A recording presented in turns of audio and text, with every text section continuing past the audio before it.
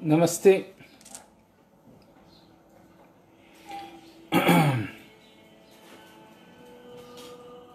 Le ciel est toujours bleu, il y a toujours des nuages, et la Terre continue de tourner, et je ne ferai pas la méditation du 4 et 5 avril. Et je vais m'expliquer parce que forcément, ça peut supposer plein de questions par rapport à ça. Alors, si vous avez des questions, vous pouvez les taper. Hein. J'essaierai de répondre. Gardez votre discernement dans tout ce que je peux dire. Parce que vous avez tout à fait le droit de ne pas être en accord avec ce que je peux dire. Et considérer tout ce que je peux dire, c'est... ça peut être de l'égotisme aussi vu propagé de ma part aussi. Donc vous avez parfaitement le droit de le penser, de le dire, et je suis tout à fait en accord aussi avec cela. Enfin, je le respecte en tout cas, parce que tout le monde a droit à sa propre pensée. Bien. Donc revenons un peu sur les faits factuels. Okay. On a une épidémie, on est en période de confinement, et la période de confinement vient sur, dans les faits, une mauvaise anticipation de l'État en termes de masques, en termes de gel, en termes de structures médicales adaptées pour pouvoir faire face à une forme de vague épidémique qui passe comme ça. Et ça vient en résonance avec potentiellement dans ce qui s'est passé sur les 2 dernières années, mais peut-être dans les 30 dernières années, mais concentré sur les 2 dernières années et les 12 derniers mois, où beaucoup de médecins, beaucoup d'infirmières étaient descendus dans la rue pour expliquer que y avait gros problèmes dans les hôpitaux français et que la stratégie adoptée ne permettait pas de soigner les gens dans des bonnes conditions d'un point de vue normal, que le capitalisme, entre guillemets, faisait en telle sorte qu'il y avait des choses qui allaient mal se produire et qu'on n'était pas prêt sur d'éventuelles épidémies. Et il y a eu une répression policière et compagnie et tout ça, donc il y a eu une non-écoute, et forcément, ça a été exacerbé sur les 2 derniers mois parce que il y a eu des informations qui arrivaient de la Chine et qui disaient que il fallait préparer une bataille sanitaire, des masques, des gels hydroalcooliques et compagnie. Alors soyons bien clairs, hein, si on avait des masques, si on avait des gels hydroalcooliques et si on avait un hôpital public correct, plus des bouteilles de gaz correctes, enfin bouteilles d'oxygène, entre guillemets, excusez-moi, pardon, des bouteilles d'oxygène correctes et compagnie, si on était armé pour ça, on ne serait pas confiné. Okay, on serait armé naturellement pour limiter la propagation du virus. Mais on est obligé d'être confiné parce que il faut casser les chaînes de transmission, parce que on n'est pas armé matériellement, et on se rend compte que depuis 2 mois, plus on avance, plus il y a un scandale sanitaire qui se met en place, et peut-être que le confinement va servir à des forces, à des lobbies, va servir à plein de choses, mais qui nous dépassent actuellement. Et ça, par contre, ce qui se fait, c'est que la crise sanitaire et le confinement emmènent un nouvel état de conscience qui est progressif, qui prend de plus en plus conscience, sachant que je suis indépendant aussi et que la crise, je la vois passer aussi. Okay, l'impact financier, je le ressens sévère aussi. Okay, donc la crise, cette situation de confinement, cette situation par rapport aux hôpitaux, cette situation par rapport aux malades, cette situation par rapport au nombre de morts, cette situation par rapport au manque de moyens, cette situation par rapport au besoin de plus de solidarité, plus d'empathie, plus d'unité et de compagnie, commence à prendre corps dans la société. Okay, et ça, c'est un égrégore de conscience qui est en train de grossir. Okay, et toute chose a besoin de maturation pour pouvoir vraiment éclore et donner un nouvel état de conscience.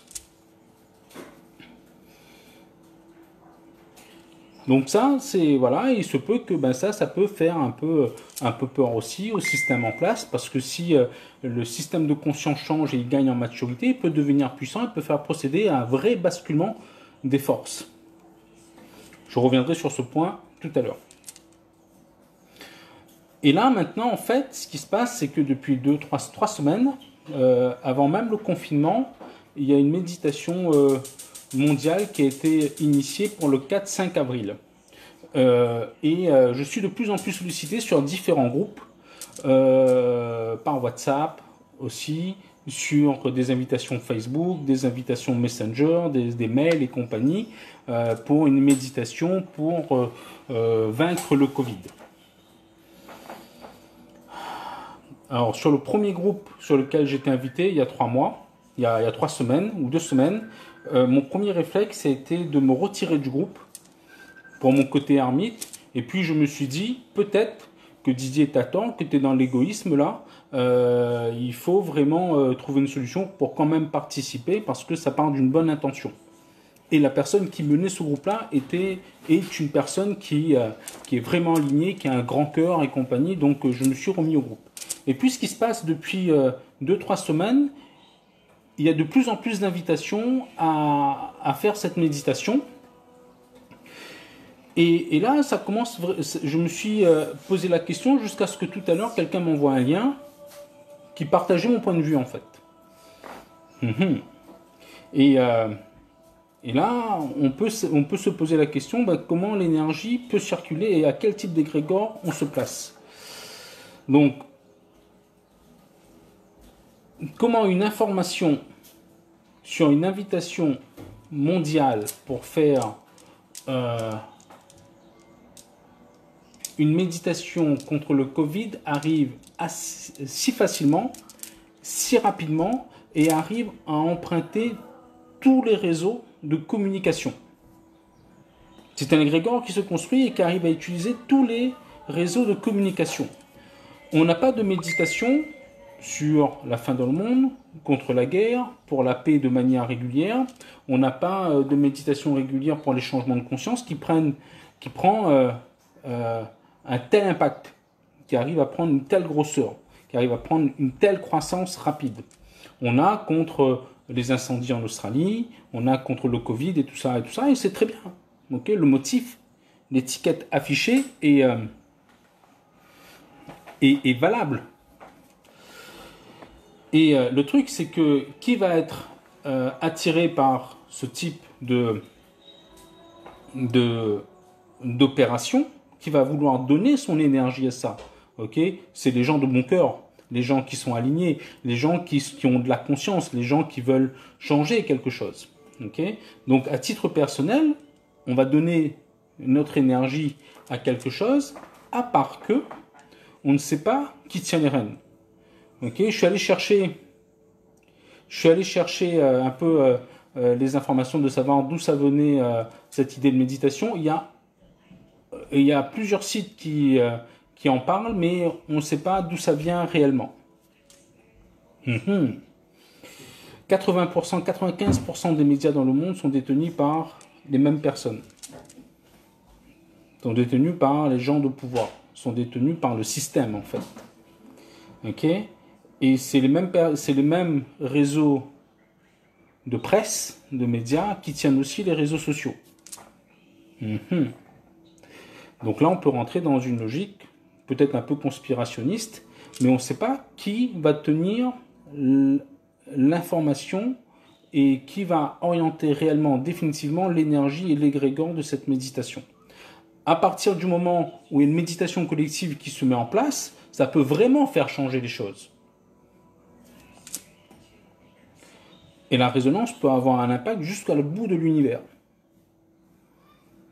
À part qu'on ne connaît pas quelle est l'intention initiale. On ne maîtrise pas qui a déterminé l'intention et la clé d'accès à cette méditation.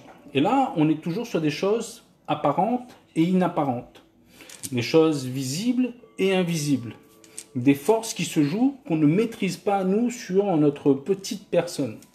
Donc, tu peux arriver sur une méditation pour le 4-5 avril contre le Covid, Mais si la force ou les forces ou les personnes qui ont initié cette méditation sur l'affichage publicitaire Covid ont mis une intention différente, ton énergie, même si elle est orientée sur une bonne action, va être réorientée, va être captée, ok, sur l'intention posée. Et pour qu'une information, une invitation soit aussi grandement partagée, aussi grandement sollicitée, qu'elle passe tous les réseaux sociaux sans filtre,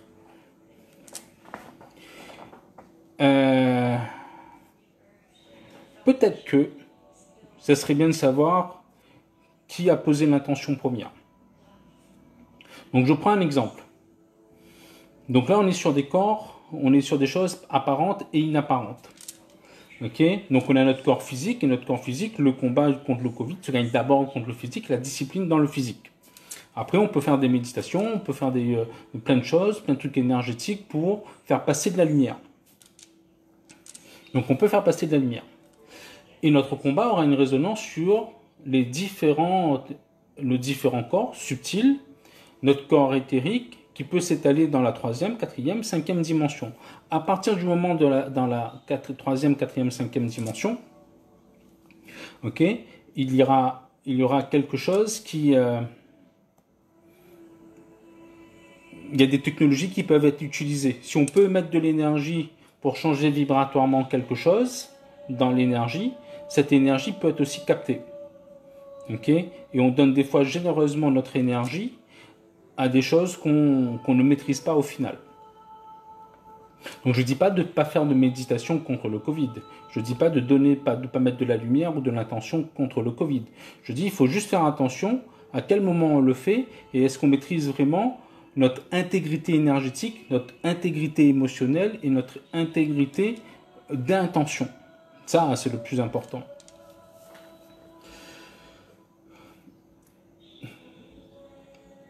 Pour pouvoir résoudre et regrouper autant de personnes sur une méditation par tous les moyens de communication inimaginables, il faut que ce soit quelqu'un ou des intentions qui soient déjà placées, qui ont le système pour eux.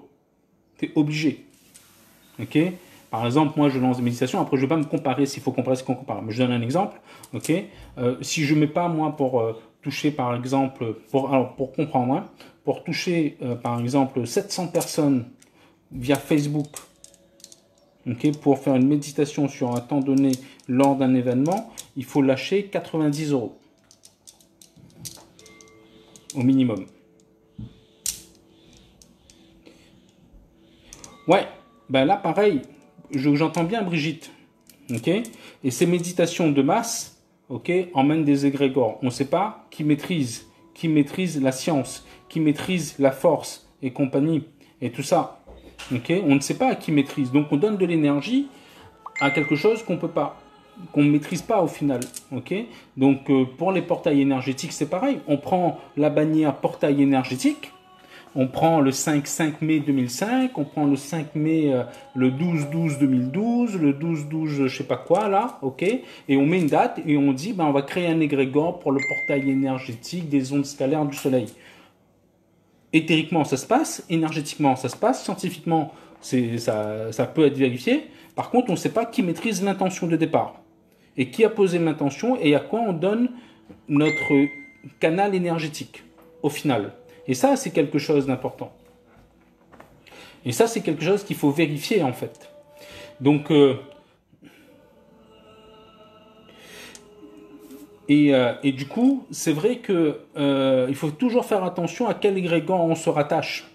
Parce que ce qui a un intérêt, en fait, c'est que le monde, autour de cette crise, si elle va à maturation, dans notre état de conscience, si elle va à maturation, il se peut qu'à la fin du confinement, il y a des choses qui peuvent basculer, que le monde devienne réellement plus solidaire, sanitairement plus propre, qu'on se réoriente vers une économie plus axée sur l'emploi de proximité, l'industrialisation de proximité, plus de l'État peut reprendre peut-être, peut avoir l'envie de reprendre départ dans des entreprises, dénationalisation et compagnie. Là aussi, il y a des choses qui se jouent d'un point de vue financier. Okay, et l'État peut redemander par exemple, vous savez que depuis 20 ans, l'emprunt d'État est interdit.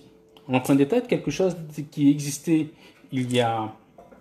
Alors là, c'est un peu politique, donc, mais je vais faire part de ça. L'emprunt d'État existait il y a encore une vingtaine d'années où l'État pouvait faire appel aux citoyens pour investir dans des projets, dans des entreprises ou dans des grandes infrastructures. Depuis 20 ans, okay, c'est interdit. Okay, on doit passer absolument par des banques privées pour faire ça. Donc l'État ne peut plus souscrire à son peuple. Il n'a plus droit de monnaie dans son peuple, avec son peuple. Okay, la BCE n'appartient pas au pays de l'Union européenne. La BCE est une entité validée par l'Union européenne, indépendante, qui se finance auprès de banques privées et qui prête aux États européens la capacité d'argent. C'est ça qui crée de l'endettement, par exemple. Donc, on est sur un état d'égrégore où on sait que le système actuel a des bons côtés, mais a créé aussi des perversités énormes et des injustices énormes. Donc, ce qui se passe, c'est que tout le monde est en train de prendre conscience de ça. Tout le monde est en train de prendre conscience de ça. Okay, ça peut prendre une maturité, ça peut faire un basculement au final qui peut être positif. Je n'appelle pas la révolution, hein, mais qui peut changer certaines donnes parce que peut-être que les champs politiques peuvent changer, et ceci et cela. Peut-être que en France, on peut se dire que on va réindustrialiser, qu'on sera plus dans l'écologie, qu'on sera plus dans ceci, que effectivement on va être moins dépendant de tel ou tel système. On bouge des égrégores, on bouge des forces en place parce que l'état de conscience au travers de cette crise et de ce confinement et de le fait que ce soit exacerbé fait pousser des graines de pensée différentes. Okay, le meilleur moyen de chanter cette conscience, c'est de prendre l'énergie naissante. Le meilleur moyen de chanter que cette prise de conscience n'aille pas à sa maturité finale, parce qu'on pourra changer quand le confinement sera terminé. Pour le moment, il y a des lois martiales qui sont là, qui interdisent de bouger, qui interdisent de manifester et compagnie et tout ça. Donc c'est après qu'on pourra bouger, c'est quand il y aura des élections, quand ceci, quand cela et compagnie, peut-être des manifestations, peut-être, j'appelle pas la manifestation, mais il y a des choses qui peuvent se passer.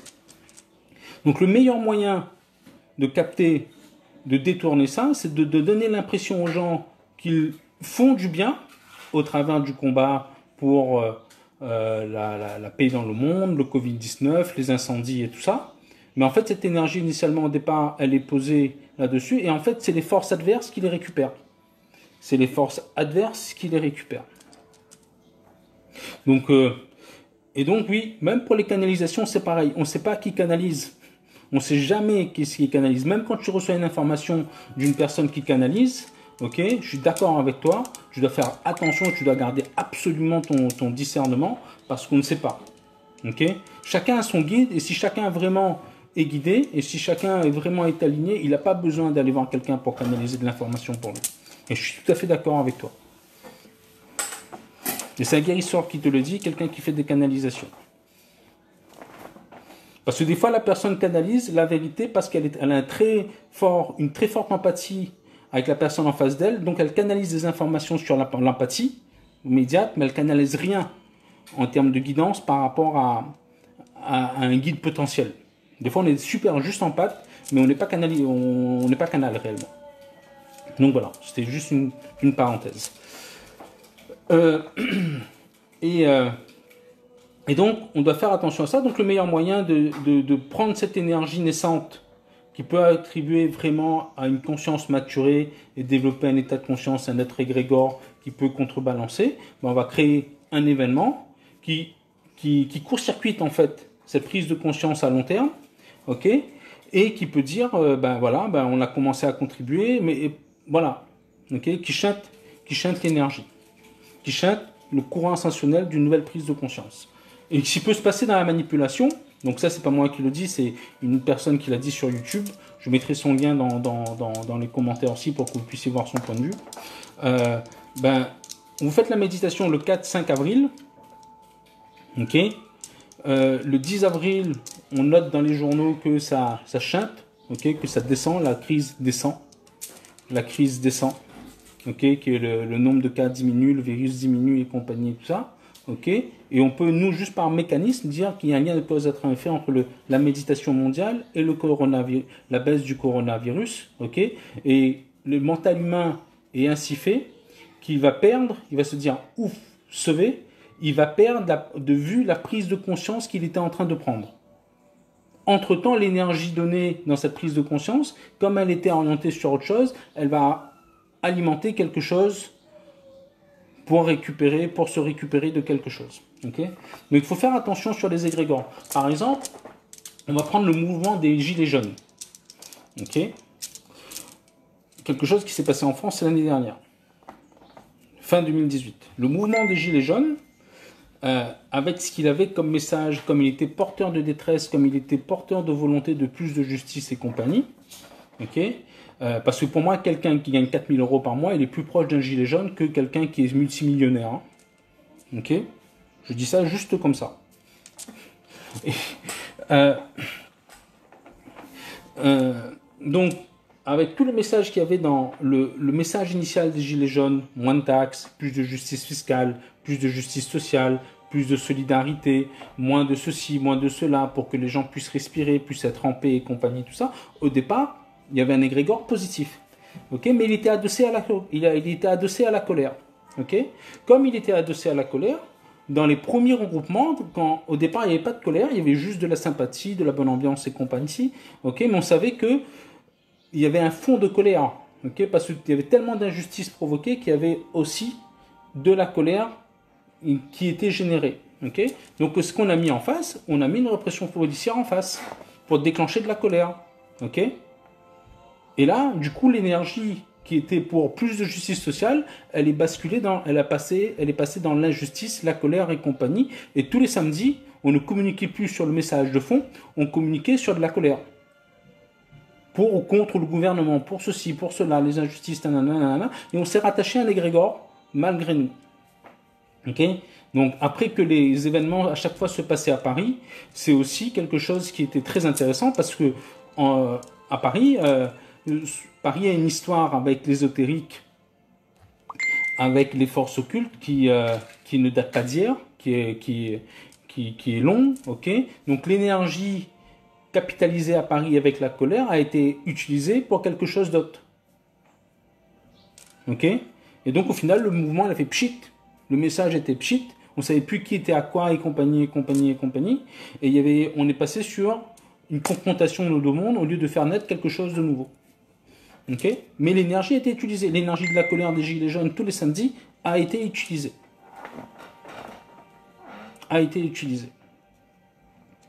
Pareil. Regardez, la chasse aux sorcières pendant l'Inquisition.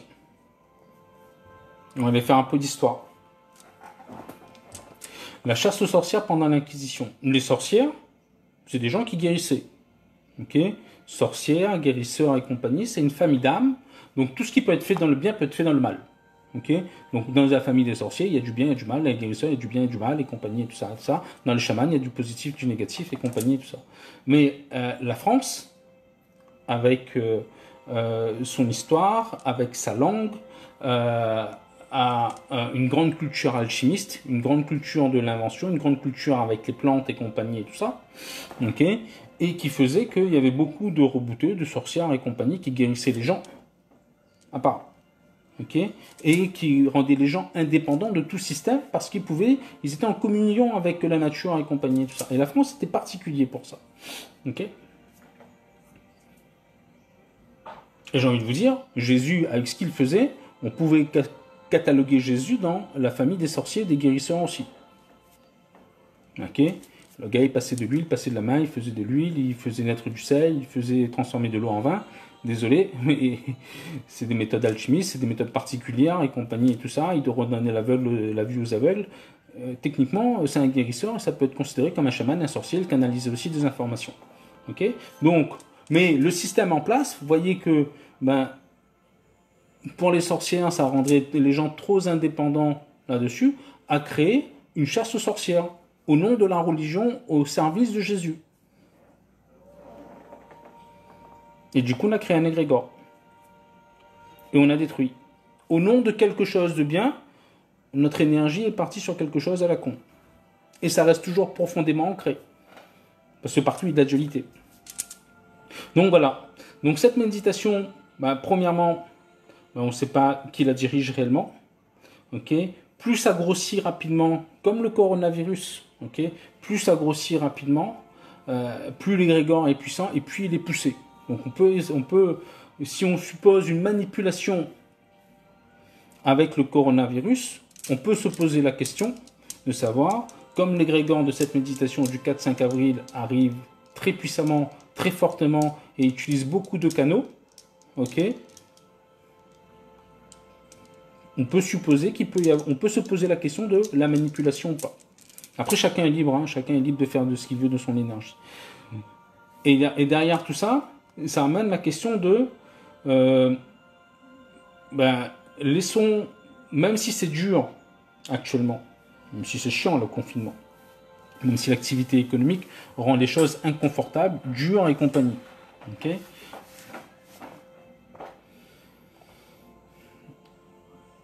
ça mène à un nouvel état de conscience parce que ça mène des informations qu'on n'avait pas avant.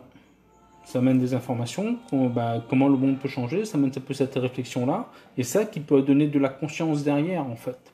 Okay, et le meilleur moyen de constater cette élévation de conscience potentielle, que ce soit dans le physique sur Terre, en troisième dimension, en quatrième ou en cinquième, okay,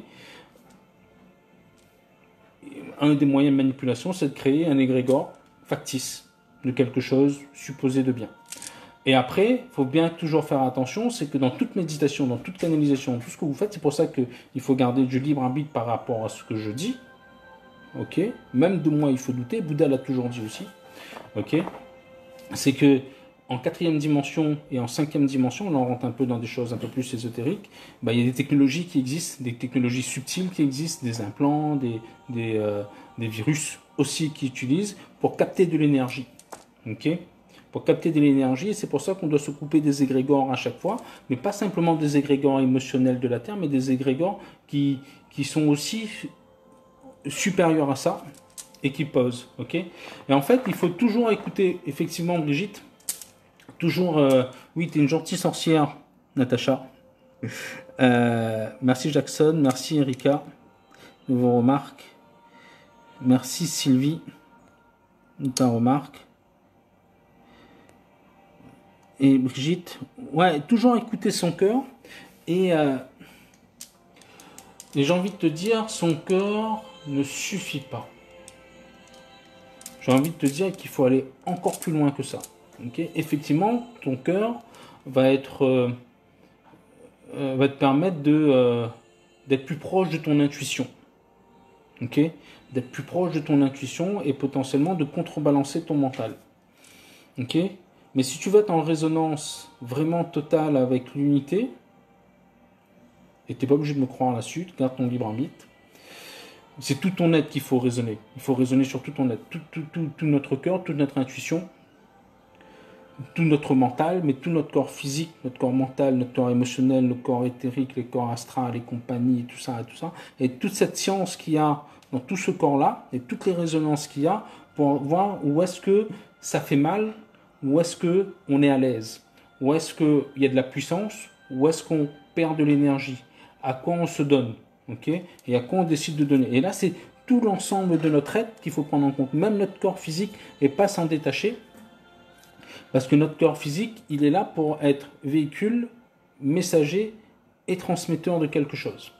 Okay, et il est utile pour quelque chose, et donc il faut vraiment prendre les choses, le cœur pour le ressenti, le mental, si tu veux, mais en plus tout notre être et voir comment ça résonne dans nos cellules, quelle information et comment ça résonne, est-ce que ça fait déphaser, est-ce que ça fait questionner et compagnie et tout ça. Effectivement, le cœur détient 90% de la réponse, et après ça résonnera en résonance, ça va donner de la résonance derrière dans nos cellules en fonction de notre positionnement.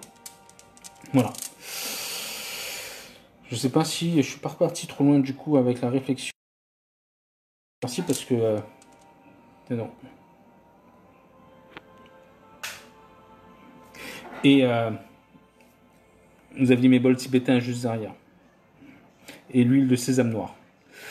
Est-ce que vous avez des remarques, des questions par rapport à ce que je disais?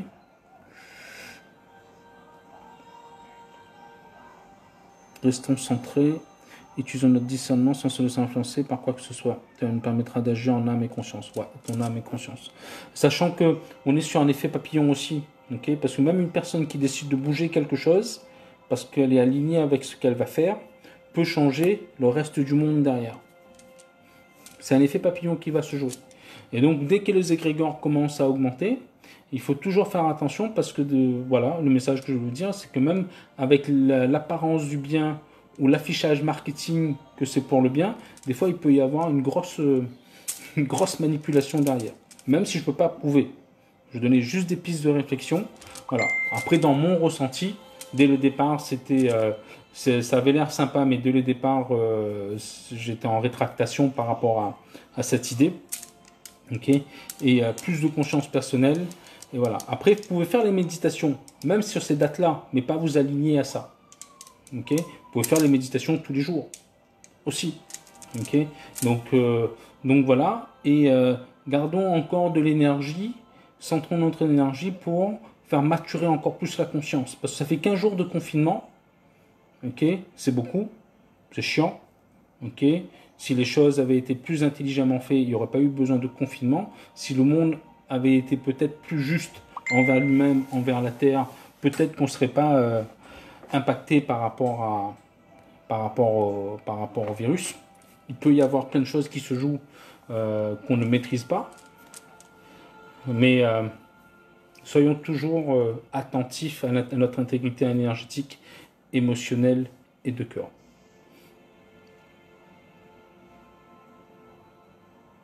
Voilà. Je vous remercie de votre écoute, d'être resté aussi longtemps en ligne avec moi. Portez-vous bien, prenez soin de vous. Je vous aime encore plus que ça. Je ferai sûrement une méditation demain, un peu avant midi ou aux alentours de midi, et je vous proposerai d'y participer. Lol. Mais ça sera avec grand cœur. Et je vous envoie plein d'amour, plein de compassion au personnel mobilisé. Donc pour les professions paramédicales, médicales, infirmiers, médecins, personnel de grande surface, routiers, toutes ces personnes qui sont mobilisées et qui se prennent une double peine en fait par rapport à tout ça. Je propose toujours un nettoyage, un rééquilibrage énergétique individuel, okay, à distance. Okay, et sachez que forcément diffuser cette information parce qu'on ne sait pas comment on finit par aider quelqu'un. Et voilà. Namasté. Bonne soirée à tous. Il faut savoir qu'on est manipulé par des faux maîtres ascensionnés, des faux guides qui travaillent dans l'ombre et qui font passer et canaliser par des soi-disant canaux. Ça existe, effectivement. Le nettoyage énergétique du canal doit être tout le temps nettoyé en fait, parce que l'ego peut vite prendre la place. Notre ego est le premier combat qui se fait en fait. Okay. Et même dans la spiritualité, l'égalité, l'ego existe. Donc ça peut exister, même chez moi d'ailleurs. Okay. Donc c'est pour ça qu'il faut garder du discernement, même par rapport à ce que je dis. Voilà. Et il y a maman qui est arrivée en ligne. Oh, coucou maman. Allez, je vous aime. Bisous maman. Je vous aime tous. Et maman aussi. Voilà, maman c'est Léon. On va garder tout garçon. Allez, à bientôt.